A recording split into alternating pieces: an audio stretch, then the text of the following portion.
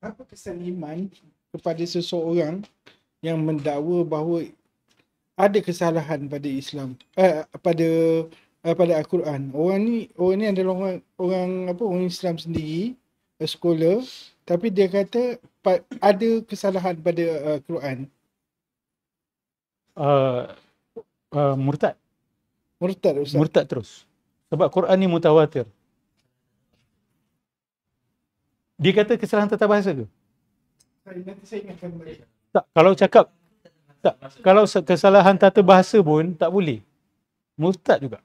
Murtad juga, Ustaz. Sebab dia kata dia akan jaga, tapi dia biarkan kesalahan tu.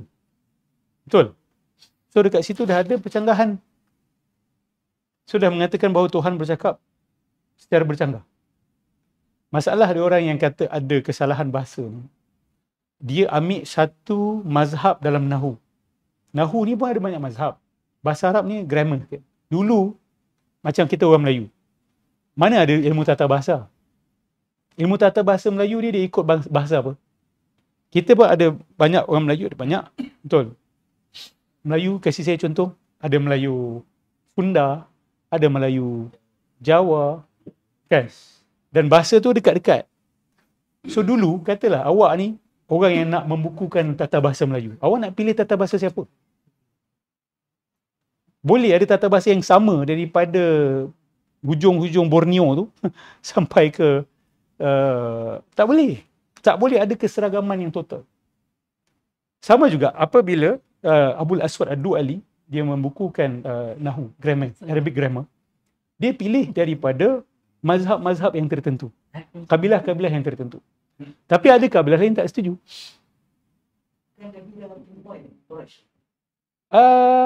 Quraisy pun tak sepakat tata bahasa dia. Quraisy tu kabilah. Quraisy tu bukan tata bahasa. Betul tak? Betul. Cuma Al-Quran itu diturunkan dalam sab'atu ahruf. Tapi kalau ada perbezaan, Nabi SAW, dia bukan Nabi SAW, sahabat. Sahabat yang kata, kalau tak boleh nak reconcile, you ask Quraisy. You ask who? Ask Quraisy tu bukan bermaksud Quran ni hanya turun dalam bahasa Quraisy. Tapi sebab Quraisy tu adalah ketua dan mereka akan membawa kesepakatan. Sebab Sabatu Aruf ni dia merangkum banyak dialek. Sebab Quraisy tak cakap wadduha wal laili iza saja. Tapi Warash ada wadduha wal laili iza saja. So ada dialek lain juga, kan? Pernah dengar Quran Warash kan? Adalah macam-macam lagi lah kalau awak dengar qiraat tu. Awak pergi ke Morocco especially, kan? Awak takkan biasa sangat dengan dia punya bacaan. Dia ada perbezaan sana dan sini. Tapi bacaannya dari segi tulisan ni sama, dari segi makna dia adalah sama 99.99%. Yang berbeza tu sebab dia boleh merangkum banyak makna. Satu perkataan tu boleh merangkum banyak makna. Jadi ada Kufan, ada Basran. Ada tata bahasa mazhab Kufah. Ada tata bahasa mazhab Basrah. Jadi kalau awak mengikut satu mazhab saja, awak akan kata salahan dari segi tata bahasa. Tapi ingat, Nabi dah beritahu bahawa Quran ini bukan diturunkan dalam satu dialek sahaja, dalam satu huruf sahaja, tapi dalam banyak. Jadi dia boleh merangkum sekali. Lagi satu perkara adalah ilmu tata bahasa Arab ni diambil dari Quran. Quran itu sumber dia. Kan? So macam mana kita nak kata Quran itu salah dari segi tata bahasa? Okay? Dan nantilah insya-Allah kita akan masuk dalam lagi keunikan penggunaan grammar dalam Al-Quran. Dan keunikan penggunaan bahasa Arab di dalam Al-Quran. Quran ni kalau kita tengok dia gunakan perkataan yang dah ada dalam bahasa Arab, tapi cara penggunaan dia unik. Saya pernah cerita benda ni. As simple as contoh ya ayyuha. Ya ayyuha tu kalau awak nak tahu adalah pelik tau. Tapi dia indah. Kalau tengok hadis Nabi either guna ya ataupun ayyuha. Tak digabung ya ayyuha. Tapi dalam Quran Allah guna ya ayyuha. Ini forensik study nak bezakan style of language Quran dengan hadis. Sebab kalau mereka tuduh Nabi yang buat Quran, mesti style of language dia banyak persamaan. Banyak ada overlapping. Tapi tak, actually whole setiap surah dalam Quran ni dia ada keunikan bahasa dia.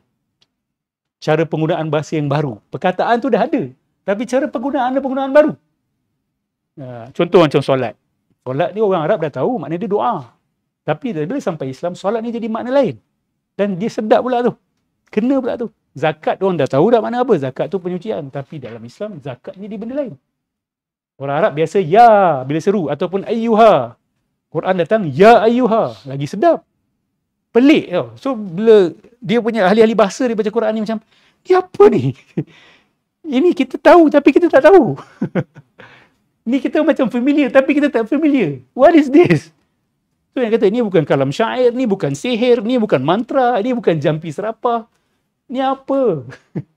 Sampai mereka tunduk akhirnya. Yang dia bukan indah saja. Makna dia tu hebat dan luar biasa.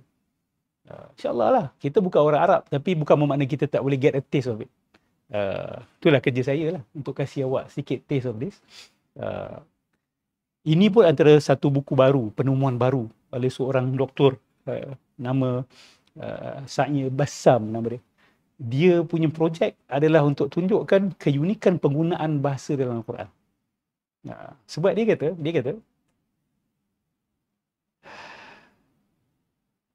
kalau ulama-ulama dulu bila tulis tentang kehebatan bahasa Al-Quran, dia kata kebanyakan benda tu manusia boleh copy.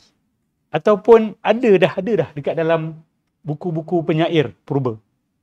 So kalau kata itu mukjizat, tak betul. Sebab orang pun boleh buat. Dan orang pernah buat. Tapi penggunaan bahasa Al-Quran ini memang tidak ada precedence di dalam syair Arab. Sebab syair Arab pun dah dibukukan. Syair jahiliah Arab semua dah dibukukan. Saya tak kata semua 100%, tapi banyak. Dan bila dikumpulkan, dikatakan dia punya saiz tu tak lebih satu Quran. Tak lebih Quran. So lebih kurang. Ini syair-syair bahasa Arab yang tertinggi lah. So bila dia orang compare bahasa syair-syair Arab klasik ni dengan Quran, dia kata bukan syair. Dan bila tengok hadis Nabi pula, ini bukan kalam Muhammad. Kan? Ini kena tanya linguistics lah. So you all tahu. Dia orang lebih faham. Tapi bahasa Quran dengan bahasa Nabi.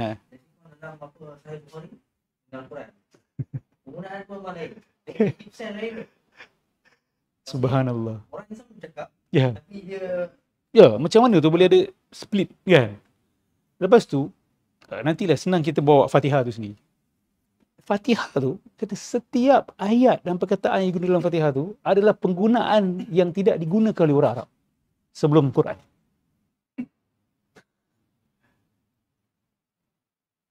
Dia orang biasa guna hamd.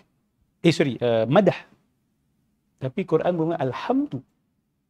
Illahillah. Betul aturan dia. Betul ada iyyaka na'budu. Dia bukan na'budu iyyaka. So dia kata setiap ayat itu adalah penggunaan baru. It's a new usage of the word. It's not a new word, it's a new usage of a word. Itu lagi hebat. Nak buat perkataan baru senang. Nak menggunakan perkataan yang dah ada dengan penggunaan yang baru dan indah, kena sesuai dengan selera dan fitrah manusia, itu luar biasa. Itu luar biasa. So Quran ni la tanqadi ajaibuh. Dia punya keajaiban tu tidak akan berhenti. So insyaAllah lah slowly kita rasa, we taste. Ini sesi tasting. Ini Rawdatun min Riyadil Jannah. Hilakul Dzikr, di mana kita ingat Allah Subhanahu Wa Taala ni adalah taman-taman syurga.